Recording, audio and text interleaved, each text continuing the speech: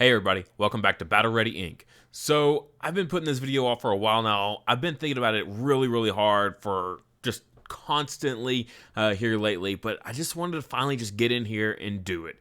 It's going to be my Nationals prediction list.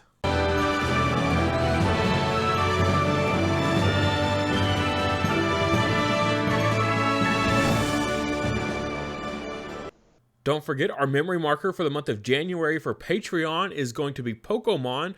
This is Renamon's baby form here. So if you're excited for EX2 coming out, that Sakuyamon deck looking really spicy, definitely doing well in JP right now, you might want to be getting your hands on one of these. I know I definitely am going to be trying that deck out, and I cannot wait to throw this little Digimon down on the table for my memory marker whenever I drop that deck.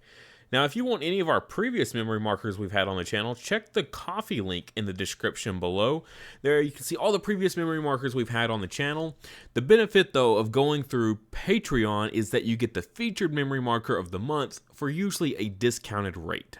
Okay, so this video is going to be just an amalgamation of just thoughts. We're pulling in data from multiple different sources here of just kind of where I'm getting some of my basis on some of this stuff. But again, some of it is just like personal experience playing in all these different online tournaments and just kind of seeing what I think is going to take the top spot. But to get to that point, to figure out what deck is going to take the top spot, we got to look at a whole lot of different things. First of all, what decks are going to be predominantly played? You know, we've got decks like Imperialdramon with Classic Collection coming out. You know, we've got Dan Vang probably going to be running it, more than likely. Probably going to take first place of Nationals. Calling it now. Not really, but I do expect him to do well, and I do have a feeling he's going to play some Imperialdramon. We've got Max Tapera. He's going to be playing probably some sort of green. You know, he likes his green control decks, does really well with them when literally almost no one else does, so I find that very impressive. We've got all kinds of stuff, but what decks are going to be just predominantly played? First of all, Classic Collection comes out in theory for the US on the 21st of January. That gives just a few weeks for people to get their cards, but generally any like real major contender really trying for those top spots has probably already ordered their singles online and are already testing all of their different decks just constantly. I mean, more than likely anyone that's really gunning for it at least. So they've probably already got their Classic Collection stuff. So just taking a quick meander at Classic Collection, what does that really change for us? I've gone over it in other videos before, but of course, Imperialdramon makes a resurgence. Very powerful. It was already a very strong deck, and now it just gets a little bit more support. More Vmon, more XVmon, more Pyildramon, and then of course Imperialdramon himself. But in addition to that, Ice Wall coming into the game makes any blue deck hitting this tournament scene a serious threat. Ice Wall is a very powerful card. People saying that it should get banned. Well, if it does or doesn't, English has already announced that any sort of JP ban list will not take effect for US or the English format in general all around the world. Will not implement the ban list for an extended period of time after JP does, which would more than likely mean it's going to happen after Nationals. So Ice Wall will be live for Nationals more than likely. So yeah, definitely any sort of blue deck running this is going to be a contender. Security effect, gain 2 memory, that alone is great. And then in addition to its other main effect. So blue decks, we're looking at Gabubons, right? So mainly our main course is going to be any sort of BT6 deck that's already been doing well. Gabubons right off the bat just gets even better. We're going to see this deck flooded. Whether it's going to win or not, who knows? But it will get played in mass. You can guarantee it. So when people are building their decks, they're taking that into consideration. That Gabubons will be probably at least a third of the decks fielded. So you've got to deal with that. You got to deal with them having Ice Wall now in their arsenal of all these other cards. What other decks though? Jesmon, of course Jesmon is going to be up there. The other third of players is going to be Jesmon. Jessamon is so powerful. It's got Judgment Blade. It's got a Delicate Plan. Why is a Delicate Plan so important? For those of you that don't know, for whatever reason, a Delicate Plan is a red option card that turns off all option cards in security for one of your Digimon. So Jessamon swings in, clears all of your opponent's security, and then none of your option cards trigger. So decks in the other third of the tournament is going to be just a mixture of other things. We're going to expect security control. It's in every tournament. It will be in nationals as well in some form or fashion. So definitely plan on that. So a Delicate Plan shuts down those decks really hard. I think Jessamon is a hard counter to security control, as well as against Musketeers as well. It's a really good matchup for them to take them down. So a Delicate Plan turns off those decks. However, a Delicate Plan also turns off Ice Wall in security. So if they're running Ice Wall and Hammer Spark in those blue decks, Jessamon's got a pretty good matchup there as well. So Jessamon already looking like it'll definitely be in the top 8. I am calling it now. Jessamon in the top 8, absolutely, without a doubt.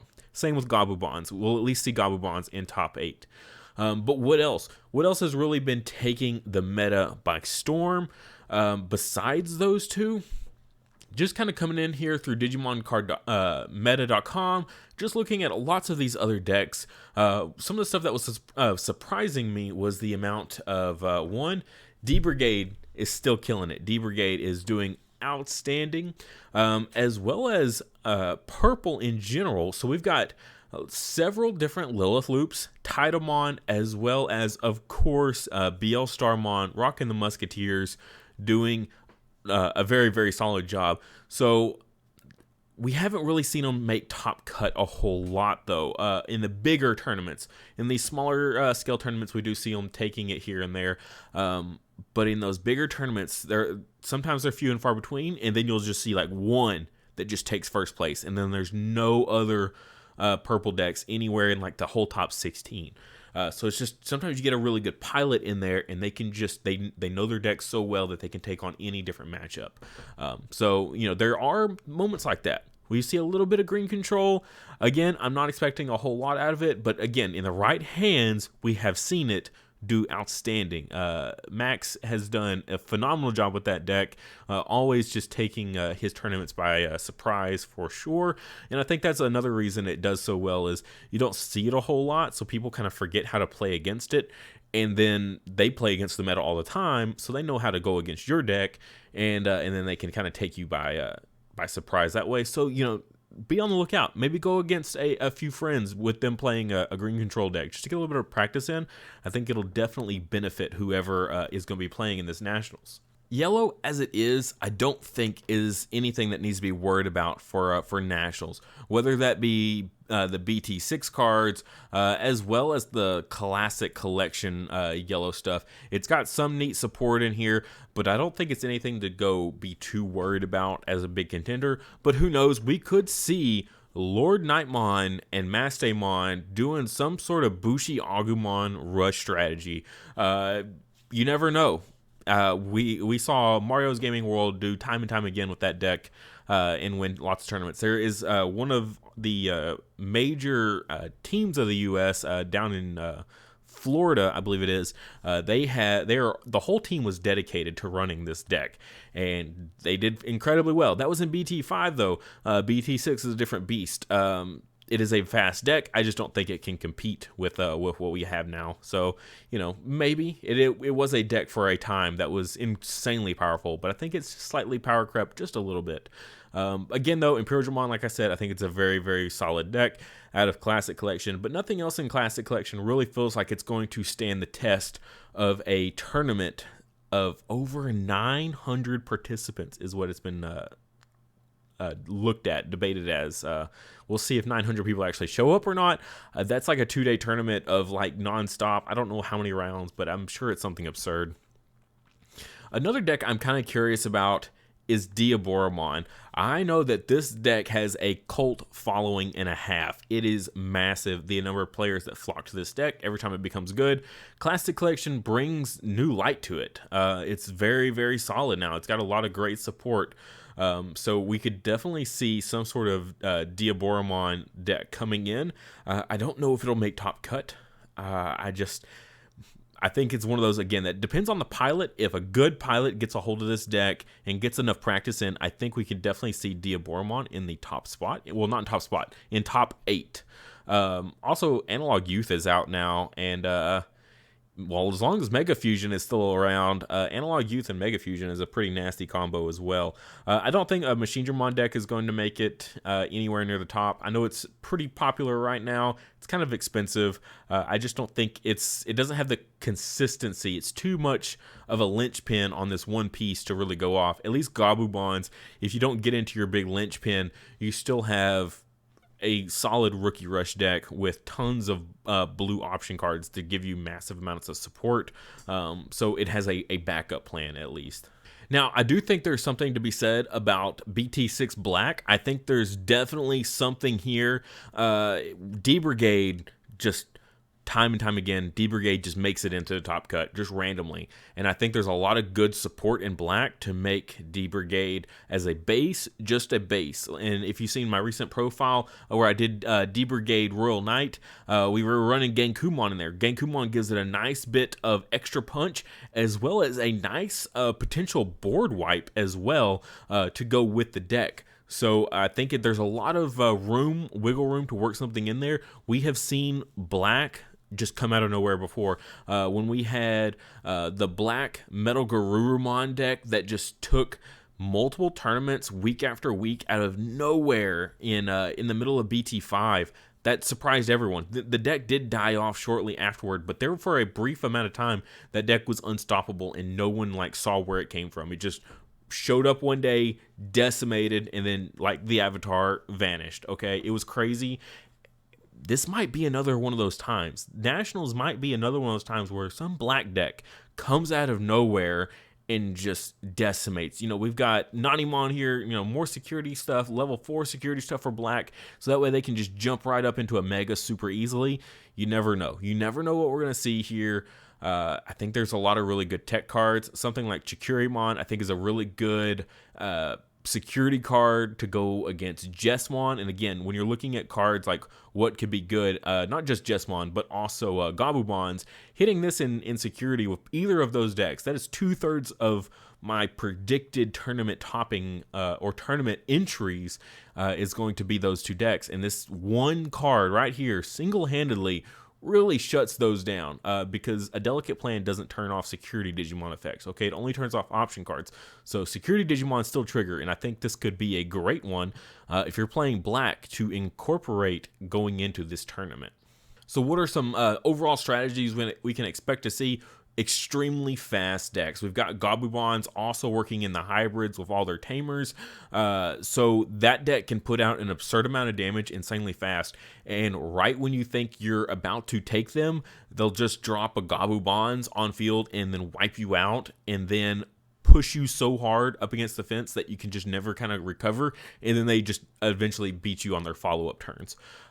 So that's a big issue with Gabubons. Jesmon's one of those where it's just going to sit there and wait until it gets into its swing, and then it's just going to right hook you and just take you to the floor. Okay, so that's Jesmon's pretty straightforward. It is what it is. You kill Jesmon before it kills you. If it ever bricks, you have to capitalize on it bricking immediately and just go ham on them. Besides that, maybe we might see an Agubons here and there. I haven't really seen it be too consistent at taking tournaments. We do see it every once in a while. But again, this is going to be probably a 2-day tournament. That's a lot of issues. Same for Jesmon. Same issue of any sort of deck that might have the slightest bit of consistency issues.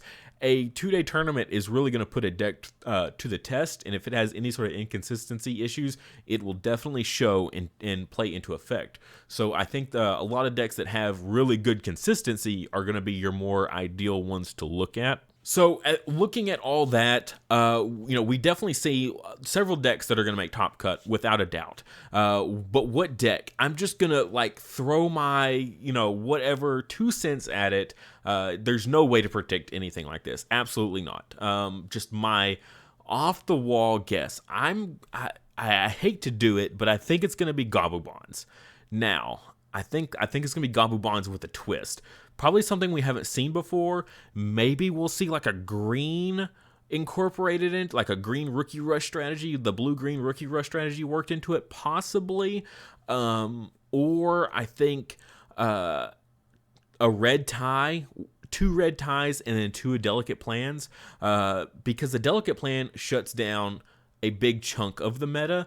It shuts its own mirror match down, and I think that's really important. Is in the mirror match, a delicate plan is actually pretty spicy, turning off all those option cards in security that give it memory.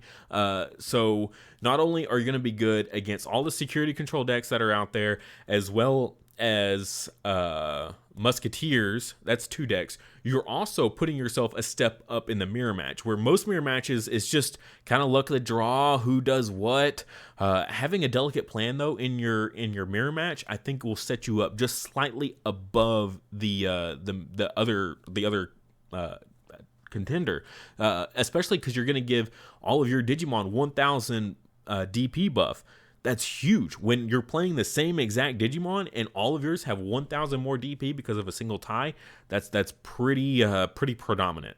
So I think that's might be a defining factor there. And I think Gobblebonds just already has a great matchup against Jesmon, because Gobblebonds is so freaking fast that Jesmon, if it bricks at all in the slightest bit, Gobblebonds will take advantage of that and win every single time.